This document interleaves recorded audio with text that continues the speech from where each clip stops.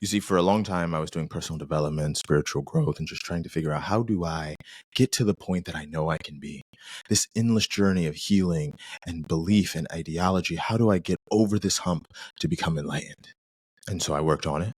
I did the best that I knew how. I gave it everything that I had. And one day I realized that I was actually having a conversation with myself.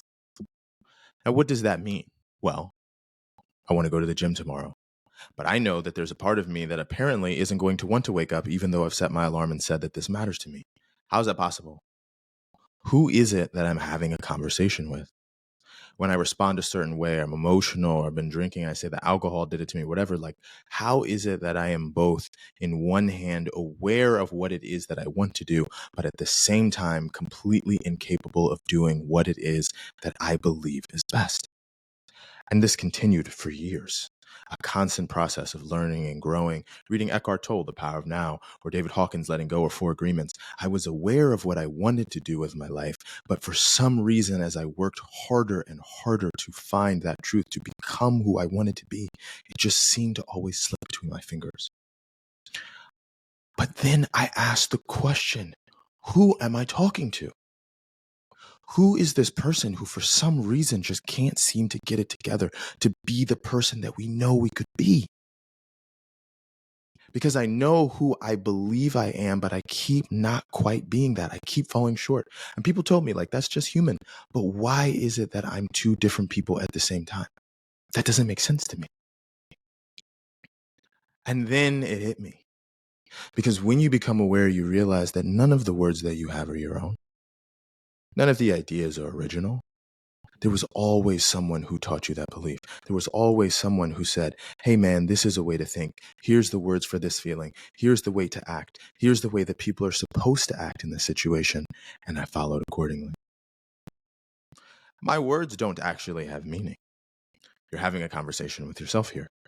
Because everything that you hear me say that makes sense to you is just you having a conversation with you.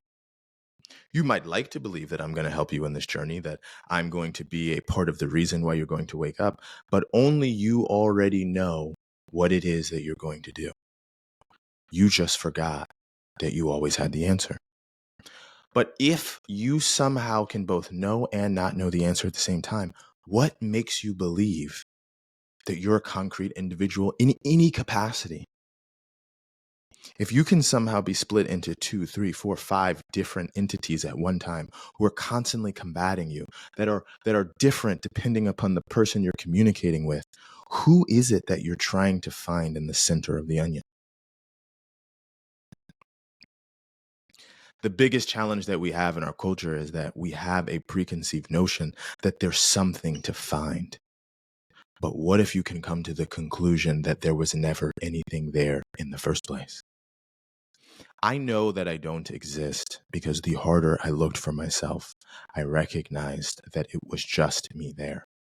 Whether it was having a conversation with someone, whether it was having a conversation with myself, whether it was having a conversation with God, how could I communicate in anything other than the language that I already knew?